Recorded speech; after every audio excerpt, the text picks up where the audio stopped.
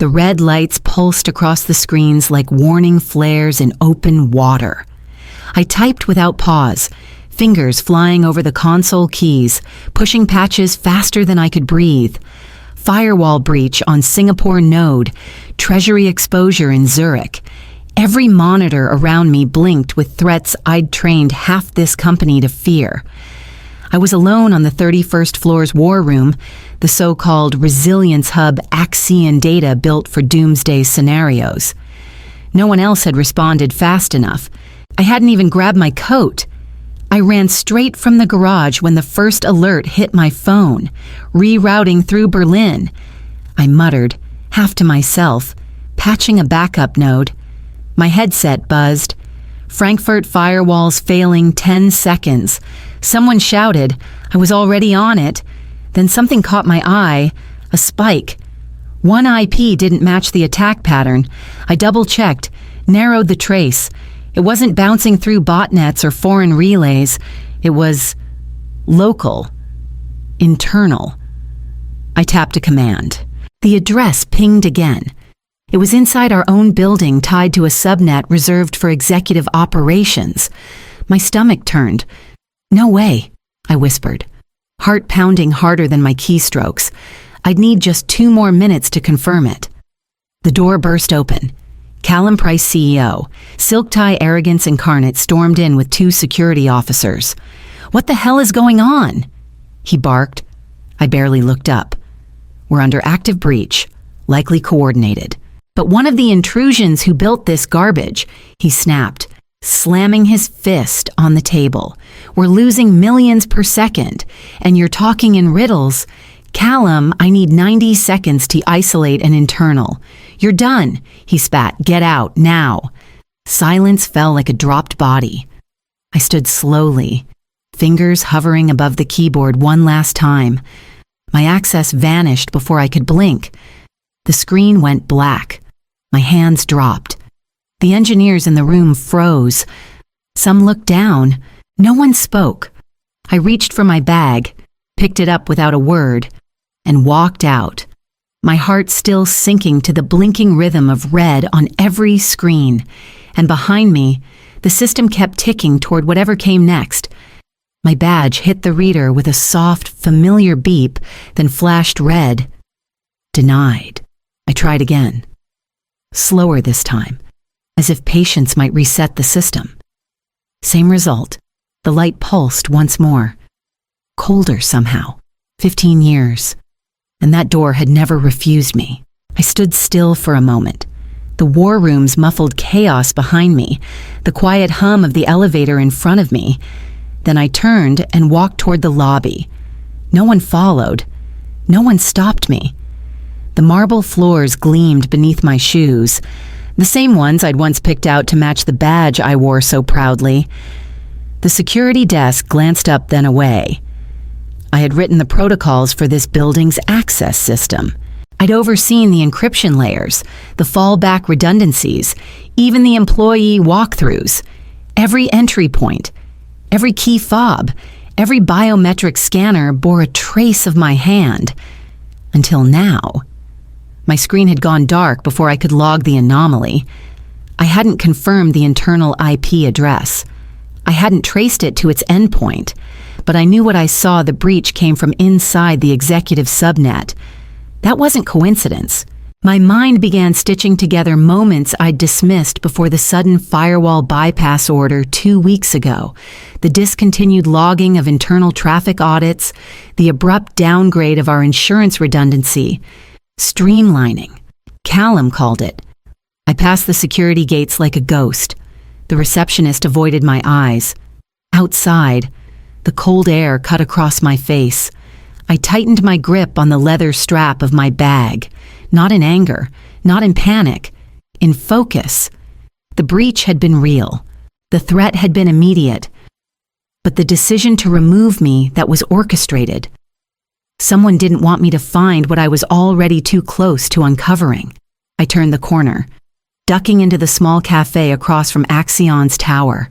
From there, I could still see the 31st floor, blinking red against the glass.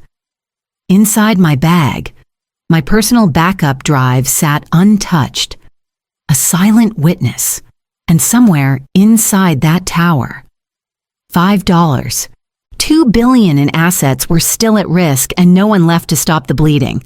Before Axion had glass towers and treasury nodes blinking across continents, it had a basement server room that reeked of mildew and burnt plastic. That's where I started. I was 24. Fresh off a scholarship I'd hacked my way into, literally. The system was rigged against late applicants. I rewrote the timestamp field and emailed the registrar just before midnight.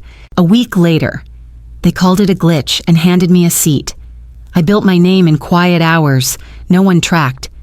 Night shifts, solo tickets, patches pushed without ceremony. I never asked for credit. I just wanted the system to work. Axion's early days were scrappy, idealistic. We weren't yet global, but we wanted to be different, transparent, secure, ethical. That word meant something then. It was why I stayed. Even when the NSA offered me a clearance and a corner office, they wanted me to head a team focused on threat identification. But when I asked about disclosure policies, they danced around the answers. I chose Axion instead, chose mission over prestige. My father didn't argue. He just nodded, like he already knew how it would end. He'd been a cybersecurity officer for the Department of Defense. In his final year, he refused to alter audit logs tied to a drone misfire. Weeks later, he was reassigned, then quietly retired. The files disappeared.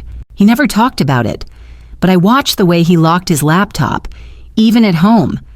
Watched the way he triple-checked firewalls on a retired man's salary. Trust was always temporary, but code didn't lie. At Axion, I built the deep lock protocol in year 5 after a breach attempt that never made the press. I stayed up 72 hours straight writing a fallback system that only activated under very specific conditions, catastrophic internal compromise. No one else ever read that full script, not even the CTO. It wasn't classified. It was just overlooked, because no one thought we'd turn on ourselves. I remember nights with cold coffee, lines of code crawling like constellations across the screen. I remember patching 0 days with no sleep and no praise. I gave them my loyalty, thinking it would earn protection. Now I knew better. Inside that cafe, I opened my laptop. It was time to see if the safeguards I built were holding. I watched the war room through a live feed my assistant had quietly rerouted months ago.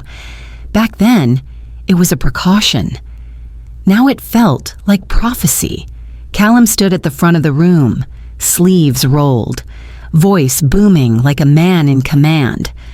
"We're stabilizing," he announced to the board members crowding behind the engineers. On the screen behind him, a pristine dashboard blinked with rows of green. Transaction flow nominal, treasury status secure, risk index contained. Hudson, his nephew, stood beside the screen with the posture of someone who had never written a line of code but had memorized just enough tech jargon to bluff. See, Hudson beamed, tapping the console, restored from cache. "We've re-established connection metrics across the board." I blinked slowly. From cache. That dashboard wasn't live. It was frozen data from before the deep lock initiated. Back in the cafe, I opened my own diagnostic panel. As I suspected, the heartbeat signals from the Frankfurt, Singapore, and New York nodes were flatlined. No traffic, no pingback. It wasn't a system in recovery. It was a system in paralysis. At minute 17, the safeguard had activated just as I'd written it years ago. The trigger condition termination of the architect of record during an active breach. It wasn't just a lockout. It was a full containment protocol, sealing the core server grid beneath 7 layers of encrypted access. At the center of it, a prompt pulsed. Authorization token required S. Flint inside Axion's war room. Engineers began murmuring. One of them leaned in. frowned, tapped a command key again. Another pulled off his headset and whispered to the CTO, "This data isn't moving," he said. "It's static. Refresh the feed." Callum ordered, "We've stabilized. Show them it's working." The lead systems engineer turned around slowly. "Sir, it's not working. None of this is real time. We're locked out." Hudson's smile faltered. Callum's hand clenched the back of a chair. "Then override it. We can't." The prompt blinked on every terminal awaiting biometric key validation. Callum's voice dropped to a snarl. "Then forge it." And across the room, every technician went still. They knew what I knew. There was no backdoor. Not to this. Only I could open the system now. And I was gone, from my seat in the cafe. I watched the boardroom implode.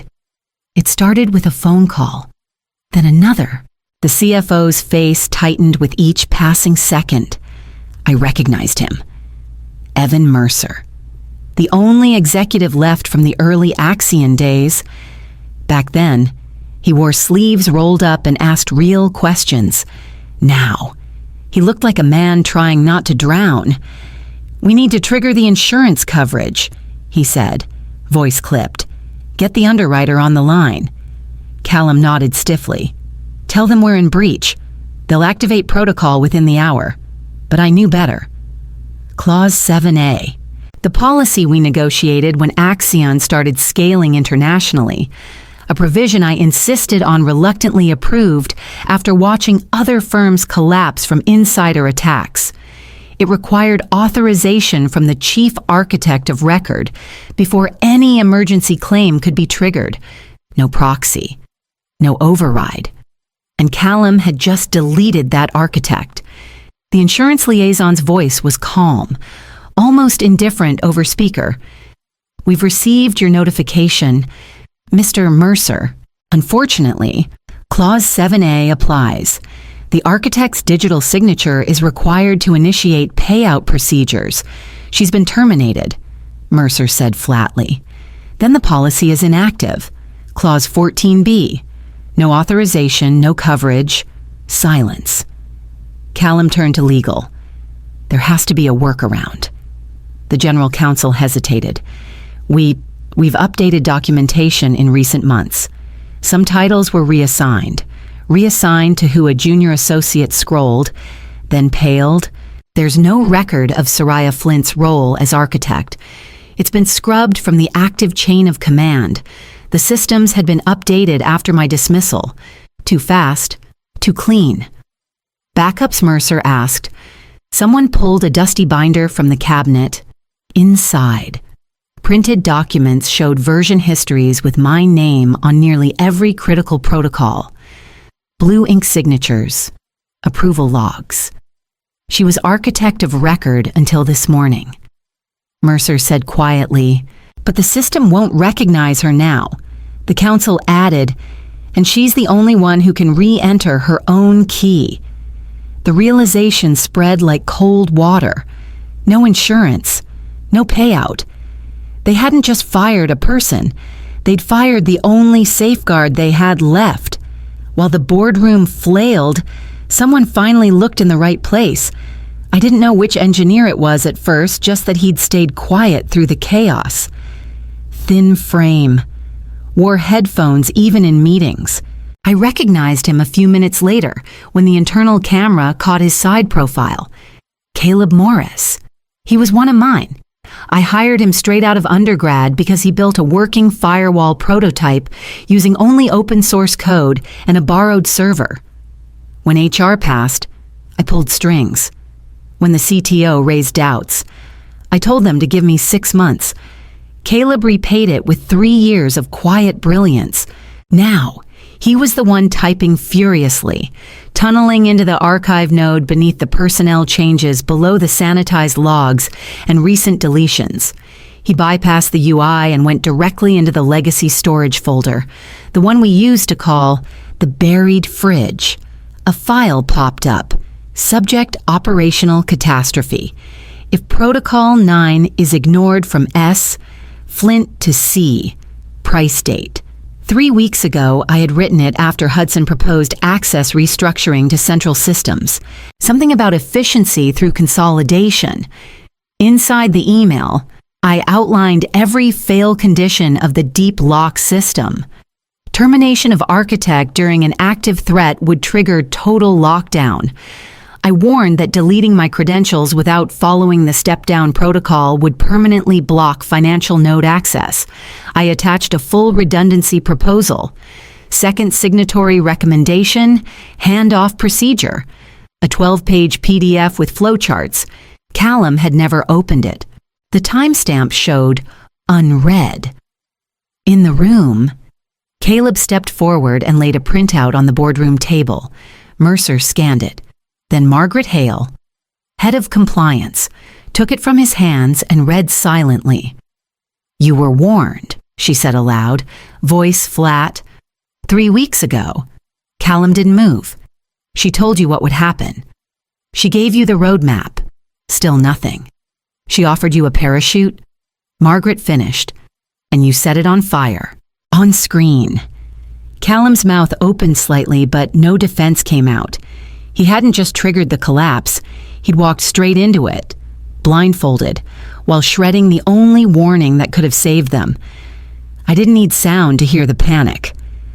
The boardroom's body language told the story. Phones gripped too tightly, shoulders hunched, heads buried in palms. The market had caught the scent. Axion stock froze after a 13% drop in less than 15 minutes. The SEC flagged the halt. Emergency protocols kicked in across exchanges. Then came the alert. An automated report one I'd programmed to activate without human intervention fired across every executive dashboard, investor terminal, and regulatory channel. Security incident architect terminated during active breach. Protocol 9 engaged. Insurance coverage status void. Asset access frozen. No ambiguity. No chance to soften the language. That report had been reviewed by 3 compliance officers and a federal liaison. It was ironclad. Inside the boardroom, Callum tried to reclaim airspace. "This is sabotage," he snapped, pacing in tight circles. She planted something. This was her plan from the start. No one answered. "We can reverse this," he insisted. Just spoof her credentials. Run a dummy biometric. Use her old retina scans." Hudson looked at him like he was suggesting a magic spell. "It's not spoofable," said the lead systems engineer. His voice was quiet but final. "Her token is bound to a quantum-signed private key. Retina plus hand geometry. Even if we had access, we couldn't fake it. Then bypass it." Callum barked. "Override the system." The engineer didn't blink. There was no override. She made sure of that. Margaret spoke next, her tone edged with ice. "You demanded she be erased. Now the system agrees. She doesn't exist, and neither do your options." For a moment, no one moved. I leaned back in my cafe chair, eyes fixed on the tower across the street. Floor 31 still blinked red behind tinted glass. Inside, Callum's command center was collapsing in slow motion. Every move he made deepened the pit. Every shortcut he demanded now closed in on him, and there was no ladder left. Only the echo of his own decisions sealing him in. The first headline hit the wire before noon. $5. $2 billion frozen after Axion fires architect mid-breach. It spread fast. Every financial outlet, cybersecurity blog, investor forum, it was everywhere within the hour. The time-stamped insurance clause, the unauthorized credential deletion, the phrase deep lock irreversible without biometric key echoed like a verdict across screens. Callum's carefully curated dashboard, those glowing green indicators, was exposed as cached data, a performance stitched together by someone who thought perception could outpace reality. The board wasn't buying it anymore. Inside the conference room, tension turned. What had been disbelief shifted to scrutiny, then to blame. Margaret Hale stood at the head of the table. email in hand. My email. She didn't raise her voice. She didn't need to. 3 weeks ago. She said, Ms. Flint submitted this directly to Callum.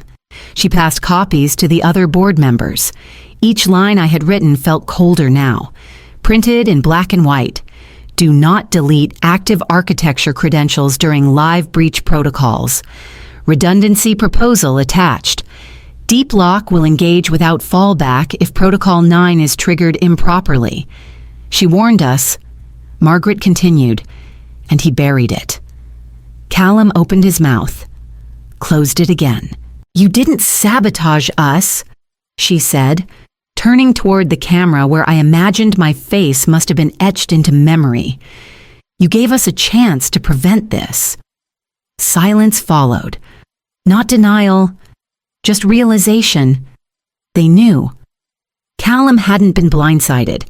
He'd ignored the signs, trashed the warnings, erased the one person who could have stopped what was now unfolding in global view. Across the street, I could hear sirens, distantly regulators arriving ahead of schedule. Inside the tower, the board shifted. Investors began issuing public statements, distancing themselves. Capital froze. Legal teams mobilized. One board member finally said what no one else had dared. We need to remove him. Now. The room did not argue, and as the doors to that meeting closed on Callum Price, so did every door he thought would always remain open. The tower across the street looked hollow now.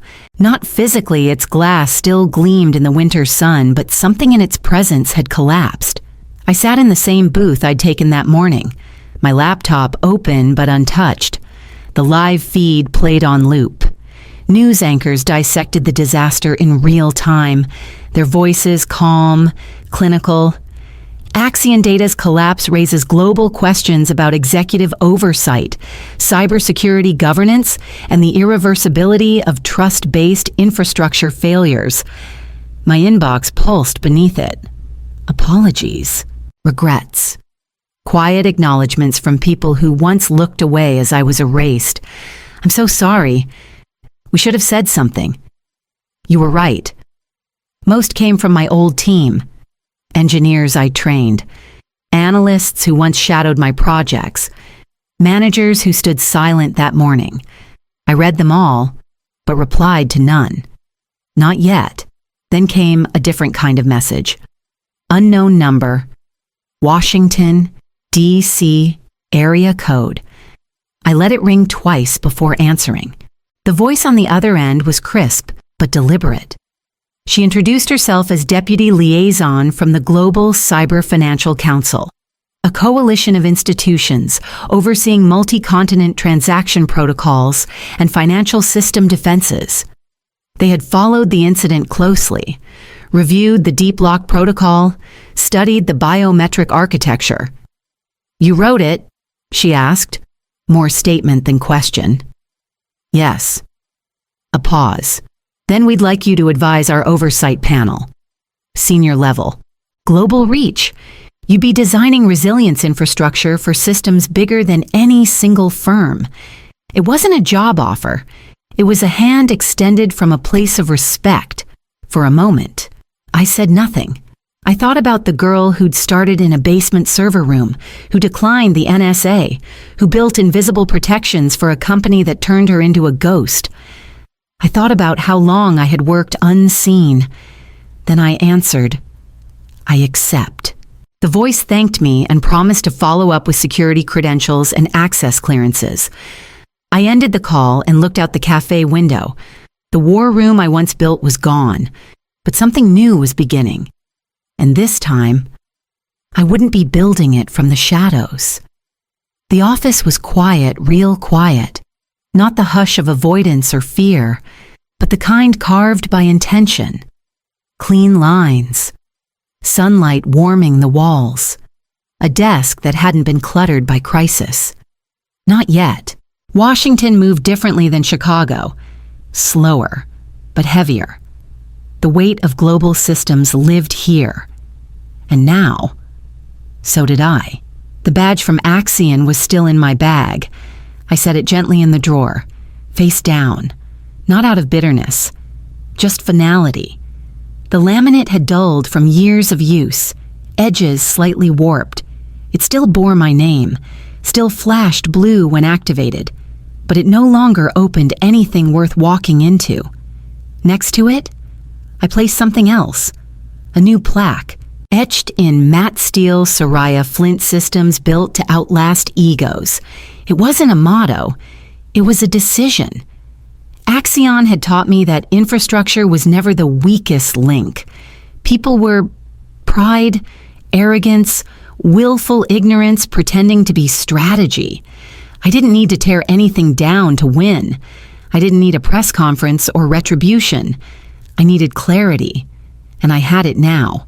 The deep lock protocol still held. Axion's treasury nodes remained sealed, frozen beneath the weight of their own miscalculation.